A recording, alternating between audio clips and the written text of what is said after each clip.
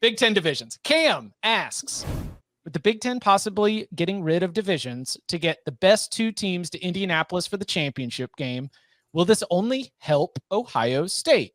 Obviously, Michigan will be an every year game, but if you want to give Penn State and Michigan State a chance, you wouldn't schedule them to play the Buckeyes every year.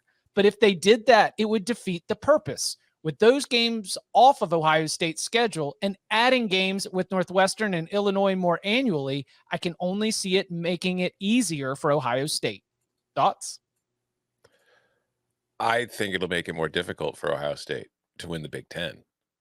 I think that maybe in the regular season, sure, not having to play Michigan, Penn State, and Michigan State every single season eases it up. But when you look at the teams Ohio State tends to lose to in the regular season, it's usually the Purdue's. It's, you know what I mean? It's been some surprise kind of upsets.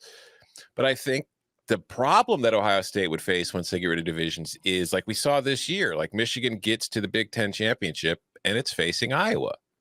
If Michigan gets to the Big Ten championship and it has to play Ohio State again, because they're the top two teams in the conference, it's a much more difficult path. So it's the same thing with Ohio State.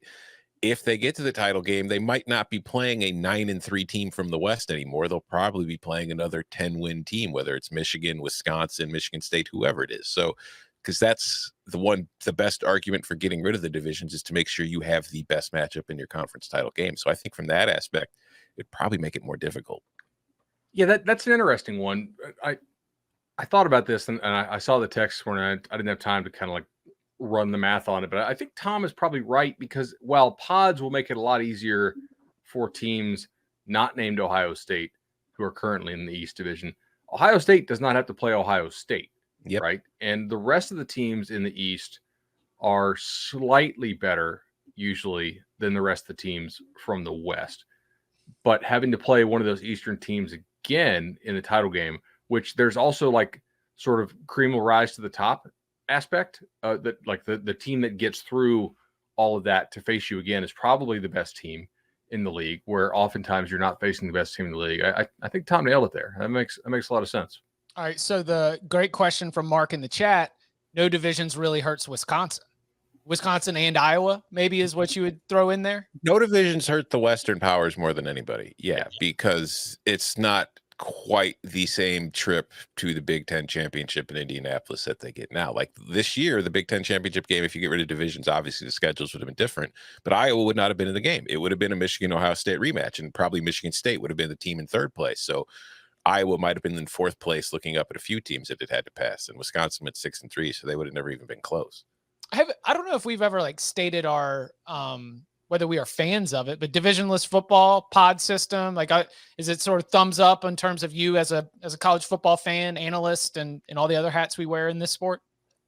I like the pod system and divisionless football simply because it makes you feel like you're in a conference. Like the fact of the thing is, like, since we've expanded to 14 teams in the SEC, the ACC, and the Big Ten, the conferences themselves are the divisions. You know what I mean? Like, you look at Georgia and Alabama, they play in Atlanta for the SEC championship game, but they're playing in the regular season, like every 12 years? Mm-hmm. It's like if you're in the same conference, you should not have to wait 12 years to play somebody in your conference. It should be 2 to 3 years at most. I mean, Tom, look at the Georgia and Texas A&M series so far. Do you know the last time that Georgia played in College Station? 1912. Yeah, is it before SEC? No, it's never happened. Yeah. I was gonna say, yeah, like they played in 2009 in the Independence Bowl. That was about the closest they got geographically. 1953 in Dallas, they played a neutral site game. So yeah, like I'm fine with divisions back when you had 10 teams in a league, right? Or 12 maybe with a 9-game schedule, but pods I really do think is better. It's something that well, we had Bill on, but like a lot of us have been writing about this for a long time. And it's a necessary evil as we expand. I like divisions, but I'm not going to miss them. How about this? I like divisions. I like the idea of continuing to, make the competition and draw the focus smaller and smaller and smaller. And I think it engages fan bases in that, was it like one third of the FBS is probably going to finish between 6 and 8 wins. You're like a third of college football are perfectly fine college football teams. And some of those perfectly fine college football teams are not going to be anywhere close to sniffing a conference championship in a divisionless format, but you've still got the 4-way Big Ten West tiebreaker scenario. We've still got the 7 teams could potentially be in the mix for the Mountain West Championship on the final week of the regular season.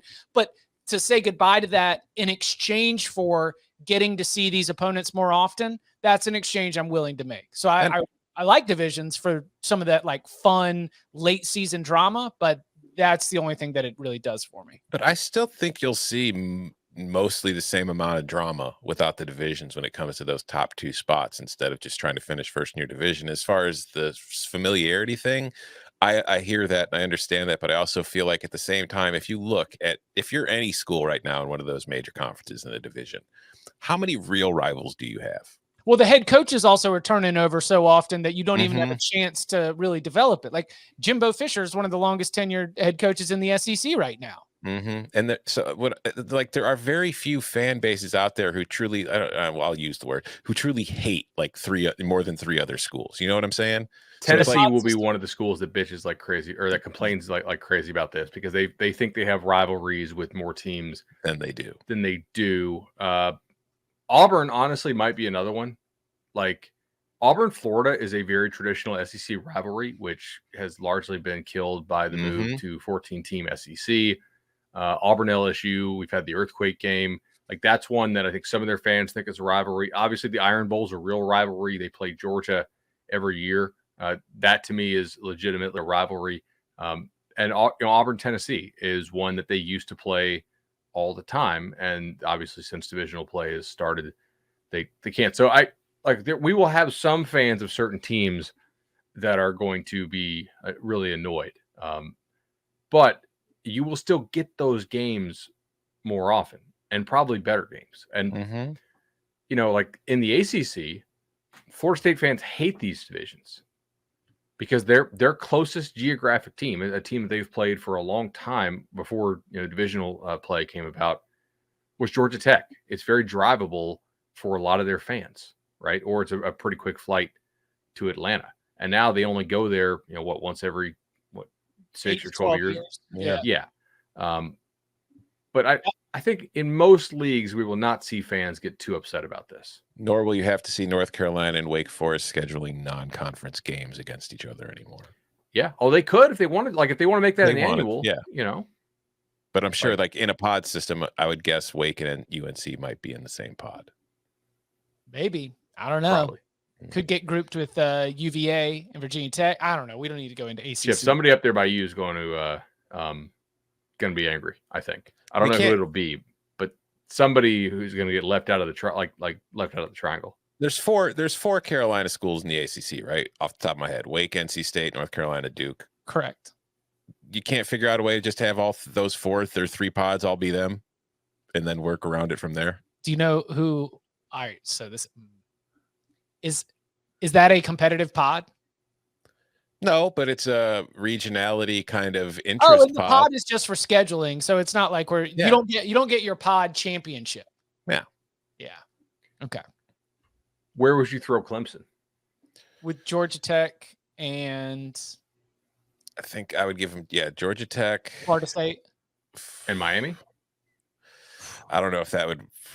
That would probably not go over well with any of those schools because like you're getting your 3 or 4 best recruiters in the conference by far, with UNC being the other in one pod. So the north end is easy, right? We go Boston College, Pitt, Syracuse, and who of the Virginias, Vatech, and then maybe you make UVA protected as Vatech's cross division. I don't know. I am glad I am not in the scheduling business because no one ever looks at their schedule and they're like, hey, man, they crushed it. This is awesome. This is the best thing ever. But I do agree that we are probably trending towards that more. And we talk about the pods. but I don't even know if the average fan is going to get it. They're just going to believe we're in divisionless football. And some years we play these teams, some years we don't. So you could also go protected rivalries. You know what I mean? Like pods is sort of a catch-all term, but you could do a thing where, hey, like we're going to play 4 protected games each year in the ACC, and we will play 4 non-protected or rotating opponents, right? So where you're playing you're going to play every team home and away every 4 years.